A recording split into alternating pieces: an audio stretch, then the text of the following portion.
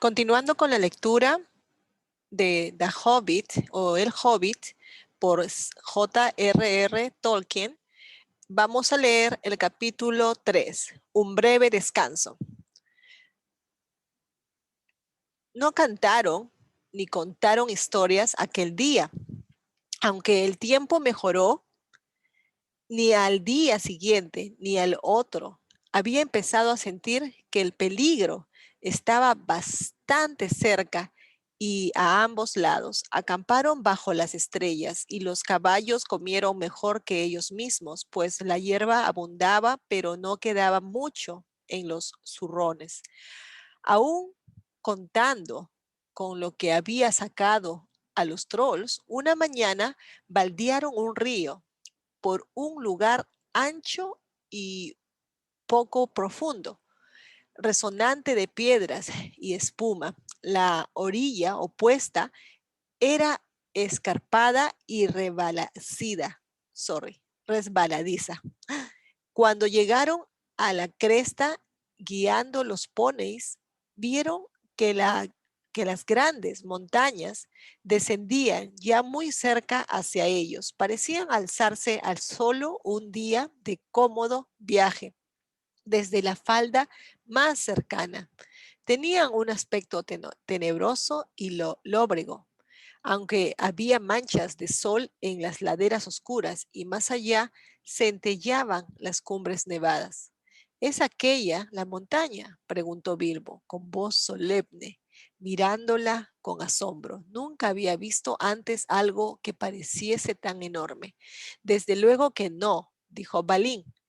Esto es solo el principio de las montañas nubladas. Tenemos que cruzarlas de algún modo, por encima o por debajo, antes de que podamos internarnos en las tierras ásperas de más allá. Y aún queda un largo camino desde el otro lado hasta la montaña solitaria del oriente, en la que Smaug yace tendido sobre el tesoro. Oh, dijo Bilbo, y en aquel mismo instante se sintió cansado, como nunca hasta entonces.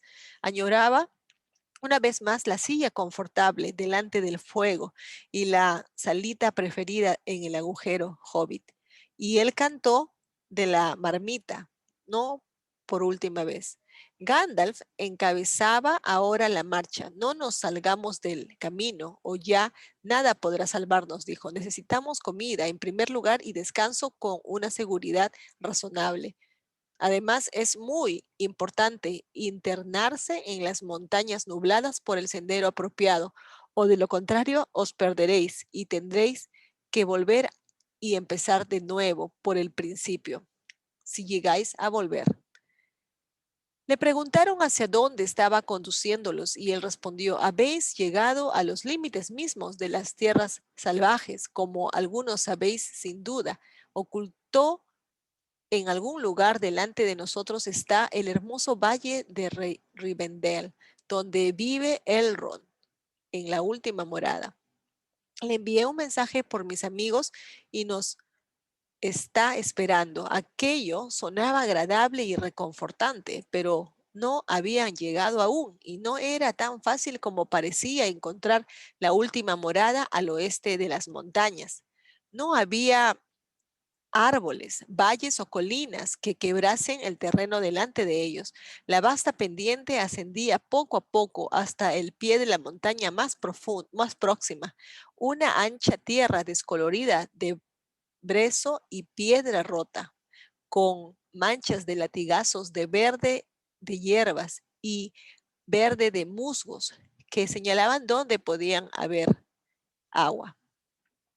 Pasó la mañana, llegó la tarde, pero no había señales de que alguien habitara en ese yermo silencioso. La inquietud de todos iba en aumento, pues veían ahora que la casa podía estar oculta casi en cualquier lugar entre ellos y las montañas. Se encontraban de pronto con valles inesperados, estrechos, de paredes escarpadas, que se abrían de súbito, y ellos miraban hacia abajo y se sorprendían, pues había árboles y una corriente de agua en el fondo, algunos desfiladeros casi hubieran podido cruzarlos en un salto, pero eran en cambio muy profundos y el agua corría por ellos en cascadas. Había gargantas oscuras que no podían cruzarse sin trepar.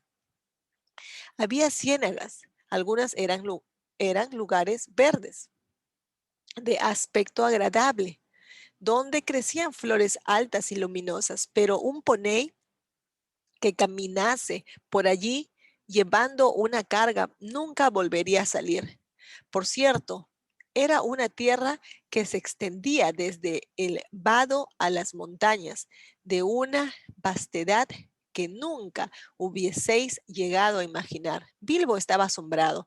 Unas piedras blancas, algunas pequeñas y otras medio cubiertas de musgo o brezo, señalaban el único sendero. En verdad, era una tarea muy lenta la de seguir el rastro, aún guiados por Gandalf, que parecía conocer bastante bien el camino. La cabeza y la barba de Gandalf se movían de aquí para allá cuando buscaba las piedras y ellos lo seguían. Pero cuando el día empezó a declinar, no parecían haberse acercado mucho al término de la busca. La hora del té había pasado hacía tiempo y parecía que la de la cena pronto iría por el mismo camino. Había mariposas nocturnas que revoloteaban alrededor y la luz era ahora muy débil, pero aún no había salido la luna. El poney de Bilbo comenzó a tropezar en raíces y piedras. Llegaron tan de repente al borde mismo de un declive abrupto que el caballo de Gandalf casi resbaló pendiente abajo. Aquí está, por fin, anunció el mago, y los otros se agruparon en torno y miraron por encima del borde. Vieron un valle allá abajo. Podían oír el murmullo del agua que se apresuraba en el fondo sobre un lecho de piedras. En el aire había un aroma de árboles y en la vertiente del otro lado brillaba una luz. Bilbo nunca olvidó cómo rodaron y resbalaron en el crepúsculo bajando por el sendero empinado y zigzagueante hasta entrar en el valle secreto de Rivendell. El aire era más cálido a medida que descendían y el olor de los pinos amodorraba a Bilbo, quien de vez en cuando cabeceaba y casi se caía o daba con la nariz en el pescuezo del poney. Todos parecían cada vez más animados mientras bajaban. Las hayas y robles sustituyeron a los pinos y el crepúsculo era como una atmósfera de serenidad y bienestar. El último verde casi había desaparecido de la hierba cuando llegaron al fin a un claro despejado, no muy por encima de las riberas del arroyo. Mmm, huele como a ellos, como a elfos, pensó Bilbo, y levantó los ojos hacia las estrellas. Ardían brillantes y azules. Justo entonces una canción brotó de pronto como una risa entre los árboles. ¡Oh, qué hacéis! Y a Dan de Baís. Hay que errar esos ponis.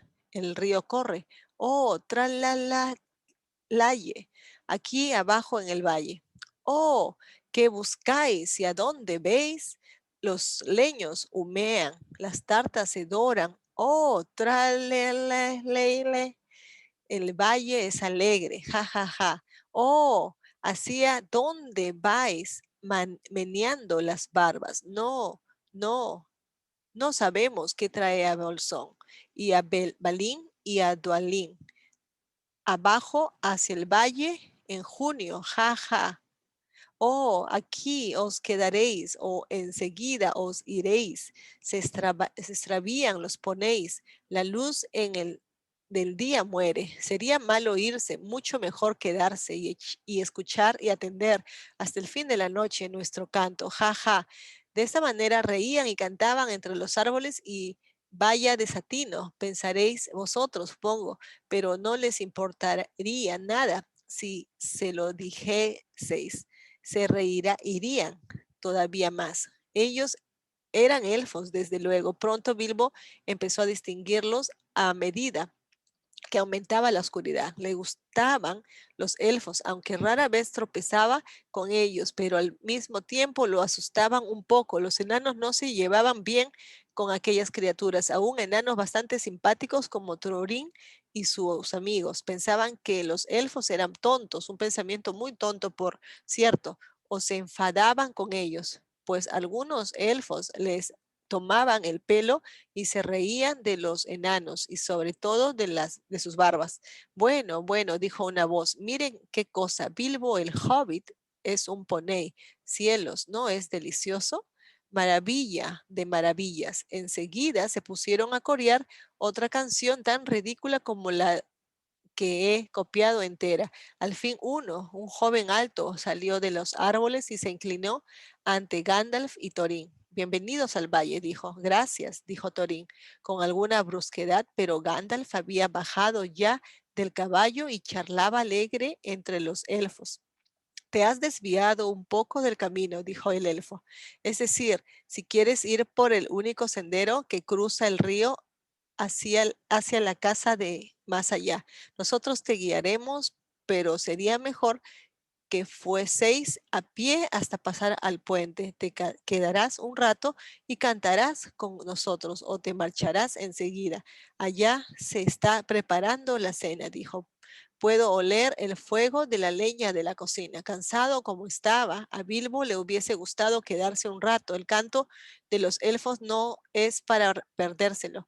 En junio bajó las estrellas. Si te interesan estas cosas, también le hubiese gustado tener unas pocas palabras aparte de estas gentes que parecían saber cómo se llamaba y todo acerca de él, aunque nunca los hubiese visto. Pensaba que la opinión de los elfos solo sobre la aventura podría ser interesante. Los elfos saben mucho y es asombroso cómo están enterados de lo que ocurre entre las gentes de la tierra, pues las noticias corren entre ellos tan rápidas como el agua de un río o tal vez más.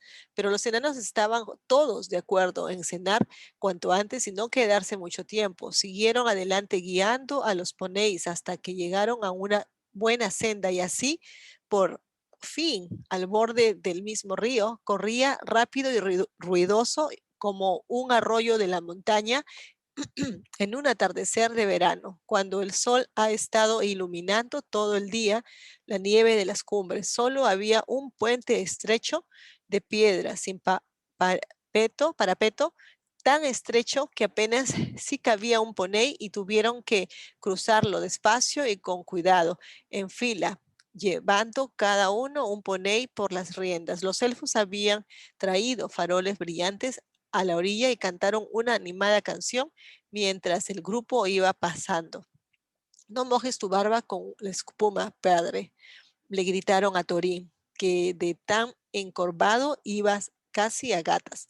Ya es bastante larga, sin necesidad de que la mojes. Cuidado con Bilbo, no se vaya a comer todos los bizcochos, dijeron. Todavía está demasiado gordo para colarse por el agujero de la cerradura. Silencio, silencio, buena gente, y buenas noches, dijo Gandalf. ¿Qué había llegado último? Los valles tienen oídos y algunos elfos tienen lenguas demasiado sueltas. Buenas noches. Y así llegaron por fin a la última morada y encontraron las puertas abiertas de par en par. Ahora bien, parece extraño, pero las cosas que es bueno tener y los días que se pasan de un modo agradable se cuentan muy pronto y no les presta demasiada atención. En cambio, las cosas que son incómodas, estremecedoras y aún horribles pueden hacer un buen relato y además lleva tiempo contarlas. Se quedaron muchos días en aquella casa agradable, 14 al menos, y les costó irse.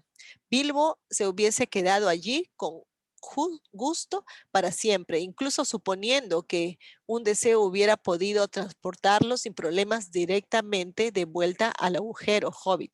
No obstante, algo hay que contar sobre esta estancia. El dueño de la casa era amigo de los elfos, una de esas gentes cuyos padres aparecen en cuentos extraños, anteriores al principio de la historia misma, las guerras de los trasgos, malvados y los elfos y los primeros hombres del norte. En los días de nuestro relato había aún algunas gentes que descendían de los elfos y los héroes del norte, y Elrond, el dueño de casa, era el jefe de todos ellos.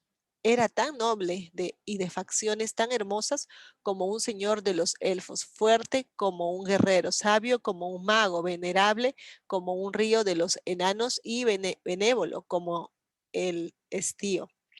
Aparece en muchos relatos, pero la parte que se desempeña en la historia de la aventura de Bilbo es pequeña, aunque importante, como veréis. Si alguna vez llegamos a acabarla, la casa era perfecta tanto para comer o dormir como para trabajar o contar historias o cantar o simplemente sentarse y pensar mejor, o una agradable mezcla de todo esto. La perversidad no tenía cabida en aquel valle. Desearía tener tiempo para contaros solo unas pocas de las historias o una o dos de las canciones que se oyeron entonces en aquella casa. Todos los viajeros, incluyendo los ponéis, se sintieron refrescados y fortalecidos luego de pasar allí unos pocos días. Les compusieron los vestidos, tanto como las magulladuras, el humor y las esperanzas. Les llenaron las alforjas con comida y provisiones de poco peso, pero fortificantes, buenas para cruzar los desfiladeros. Le aconsejaron bien y corrigieron los planes de la expedición. Allí llegó el solsticio de verano y se dispusieron a partir otra vez con los primeros rayos del sol estival. Elrond lo sabía todo sobre runas de cualquier tipo. Aquel día observó las espadas que habían tomado en la guarida de los trolls y comentó, esto no es obra de los trolls, son espadas antiguas, muy antiguas, de los altos elfos del oeste, mis parientes. Están hechas en Gondolin para las guerras de los trasgos. Tienen que haber sido parte del tesoro escondido de un dragón o de un botín de los trasgos, pues los dragones y los trasgos destruyeron esa ciudad hace muchos siglos. En esta, Torín, las runas dicen Oscrist, la hiende trasgos en la ancestral lengua de Gondolin. Fue una hoja famosa. Esta Gandalf fue Glandrin, la martilla, enemigos que una vez llevó el rey de Gondolin. Guárdalas bien. ¿De dónde las habrá sacado los trolls? Me preguntó. Murmuró Thorin mirando su espada con renovado interés. No sabría decirlo, dijo Elrond, pero puede suponerse que vuestros trolls habrán saqueado otros botines o habrán descubierto los restos de viejos robos en alguna cueva de las montañas. He oído que hay quizá todavía tesoros ignotos en las cavernas desiertas de las minas de Moria, desde la guerra de los enanos y los trasgos. Thorin meditó estas palabras. Llevaré esta espada con honor, dijo. Ojalá pronto hienda trasgos otra vez. Un deseo que quizás se cumpla muy pronto en los montes, dijo Elrond. Pero mostradme ahora vuestro mapa. Lo tomo y lo miro largo rato y meneo la cabeza, pues sí, no aprobaba del todo a los enanos y el amor que le tenían al oro. Odiaba a los dragones y la cruel perversidad de estas bestias y se afligió al recordar la ruina de la ciudad del valle y aquellas campanas alegres y las riberas incendiadas del centellante río rápido. La luna resplandecía en un amplio cuarto creciente de plata. Elrond alzó el mapa y la luz blanca lo atravesó. ¿Qué es esto? Dijo. Hay letras lunares aquí junto a las runas y que dicen 5 pies de altura y 3 pasos con holgura. ¿Qué son las letras lunares? Preguntó el hobbit muy excitado. Le encantaban los mapas, como ya os he dicho antes, y también les gustaban las runas y las letras y las escrituras ingeniosas, aunque él escribía con letras delgadas y como patas de araña. Las letras lunares son letras rúnicas, pero que no se pueden ver, dijo Elrond. No, al menos directamente, solo se las ve cuando la luna brilla por detrás y en los ejemplos más ingeniosos la fase de la luna y la estación tienen que ser las mismas que en el día en que fueron escritas. Los enanos las inventaron y las escribían con plumas de plata, como tus amigos te pueden contar. Estas tienen que haber sido escritas en una noche de solsticio, de verano, con luna creciente, hace ya largo tiempo. ¿Qué es lo que dicen? Preguntan Gandalf y Thorin a la vez, un poco fastidiados quizá de que Elrond las hubiese descubierto primero, aunque es cierto que hasta entonces no habían tenido la oportunidad y no volverían a tenerla quién sabe por cuánto tiempo. Estad cerca de la piedra gris cuando llame el Sorsa, leyó Elrond, y el sol poniente brillará sobre el ojo de la cerradura con las últimas luces del día de Durín. Durín, Durín, exclamó Thorin, era el padre de los padres de la más antigua raza de enanos, los barbiluengos, y mi primer antepasado. Yo soy el heredero de Durín, pero ¿cuándo es el día de Durín? Preguntó Elrond. El primer día del año nuevo de los enanos, dijo Thorin.